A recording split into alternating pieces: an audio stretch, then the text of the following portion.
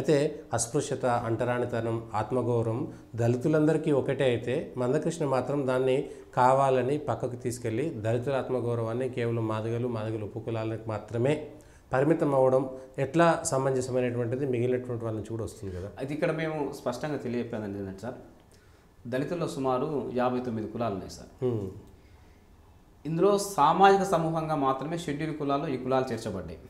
వారి అంటరాంతనం, వారి వెనుకబాటుతనం, తర్వాత సమాజం చూపిన వివక్షత కారణాల వల్ల సిమిలర్గా ఒక కమ్యూనిటీకి సంబంధించిన వాళ్ళందరూ వీళ్ళ మీద వివక్షత కొనసాగింది కాబట్టి వీళ్ళందరినీ తీసుకొచ్చి ఒక సమూహంలో చేర్చబడ్డారు. కానీ వాస్తవానికి వీళ్ళు ఏ కులానికి ఆ కులం సపరేట్గా ఉన్న సందర్భాలు ఉన్నాయి సార్. ఉదాహరణకు మాలకు సపరేట్ కులం, వాళ్ళ సంస్కృతి వాళ్ళ సాంప్రదాయాలు వేరు. మాదిగా సపరేట్ కులం, వాళ్ళ సంస్కృతి సాంప్రదాయాలు వేరు.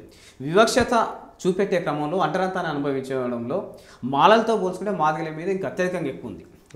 మాల వాళ్ళు కనీసం అగ్రకులాల ఇళ్లలో చోటు పొందగలిగారు, అగ్రకులాల దగ్గరికి వెళ్ళగలిగారు, వాళ్ళ ఇళ్ళలో ప్రవేశం పొందగలిగారు. కానీ మాదిగలకు కనీసం ఆ పరిస్థితి దాకా కూడా పోలేకపోయింది. వాళ్ళ గడప దగ్గర ఉండగలిగారు, వాళ్ళ గేట్ దగ్గర మాత్రమే ఆగగలిగారు. కాబట్టి మన వివక్షతను అంటరాంతనాన్ని ఒకవేళ పోల్చి చూసుకుంటే మాలలతో పోల్చుకుంటే మాదిగల మీద ఎక్కువ వివక్షత కొనసాగుకుంటూ వచ్చింది.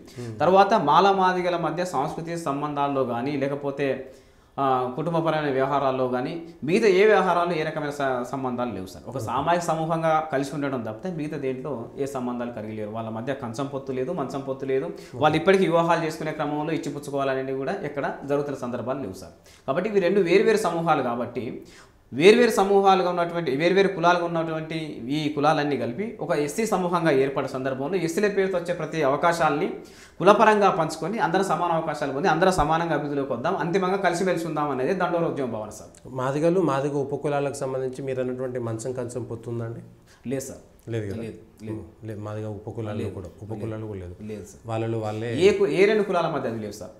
అంటే ఈ ఎస్సీ సమూహంలో ఉన్నటువంటి ఏ రెండు కులాల మధ్య కూడా ఈ సంబంధాలు లేవు. మంచం పొత్తు లేదు, కంచం పొత్తు లేదు, ఏవి లేవు సార్. కాకపోతే మాదిగల మీద ఆధారపడ్డ కొన్ని ఉపకులాలు ఉన్నాయి, మాలల మీద ఆధారపడ్డ కొన్ని ఉపకులాలు ఉన్నాయి. వీళ్ళు ప్రధాన స్రవంతిలో మాదిగలు ఉన్నారు కాబట్టి ప్రధాన స్రవంతిలోకి రాలేని కొన్ని కులాలు ఉపకులాలు సింధు, డక్కలి, మాస్టర్, మోచి ఇలాంటి కొన్ని కులాలు ఉన్నాయి. కానీ వీళ్ళందరూ మాదిగల ఆధారితంగా నివాసం కొనసాగిస్తూ వాళ్ళ జీవనోపాధిని కొనసాగించుకుంటూ వచ్చిండ్రు. కొన్ని కులాలు మాలల ఆధారితంగా ఉండి వాళ్ళ జీవనాన్ని కొనసాగించుకుంటూ వచ్చిండ్రు. కానీ ఏ రెండు కులాల మధ్య సామాజిక సంబంధాలు లేవు అనేది సత్యం.